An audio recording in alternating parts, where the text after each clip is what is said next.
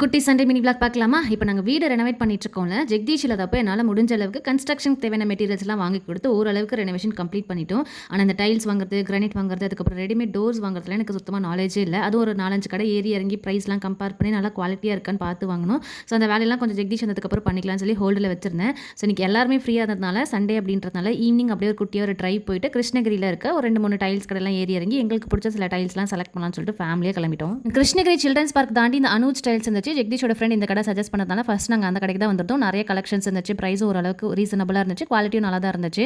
எங்கே போனாலும் இந்த செலியாக்கு இந்த அனிமல்ஸ்லாம் வந்து எப்படி தான் கண்ணில் படுதுன்னு தெரியல. எங்கேயோ டைல்ஸில் இந்த அனிமல்ஸ்லாம் பார்த்துட்டு வந்துட்டான் போல இருக்கு. எலிஃபென்ட், வாவ், ஃப்ளவர், என்னது இது? ஹார்ஸ், இந்த ஒயிட் கலர் டைல்ஸ் எனக்கும் ஜெகதீஷ்க்கும் ரொம்பவே பிடிச்சிருந்துச்சு. பட் அதில் ஸ்டாக் இல்லை அப்படின்னு சொல்லிட்டாங்க. அப்படின்னு செலியை வச்சுட்டு என்னால் ஃபுல்லாக டைல்ஸ் செலக்ட் பண்ண முடியல. என்னோட மாமியாரும் ஜெகதீஷும் டைல்ஸ்லாம் செலக்ட் பண்ணதுக்கப்புறம் ஓகேவா நாட் ஓகேவான்ற சஜஷன் மட்டும் தான் நாங்கள் கொடுத்தேன். அதுக்கப்புறம் அட்வான்ஸ்லாம் பே பண்ணிட்டு நெக்ஸ்ட் ரெடிமேட் டோர் பார்க்க போய்ட்டோம். அந்த வேலையை முடிச்சுட்டு அப்படியே கிரைனேட்க்கும் ஆர்டர்லாம் கொடுத்துட்டு செலியை ரொம்ப சேட்டப்படுறான்னு சொல்லி வெளியே கூட்டிகிட்டு வந்திருந்தேன். இந்த பழம் அவனுக்கு ரொம்பவே பிடிக்கும். மொத்த மரத்தில் இருக்க பழம் அறுத்து கொடுத்தா கூட உனக்கு பத்தாது போல இருக்குது. எல்லா கடையும் கொஞ்சம் பக்கத்தில் இருந்தாலும் கொஞ்சம் ஈஸியாக இருந்துச்சு. செலியை ஹேண்டில் பண்ண தான் கஷ்டம் வந்துச்சு. அப்படி எல்லா வேலையும் முடிச்சுட்டு வீட்டுக்கு கிளம்பி வந்துட்டோம்.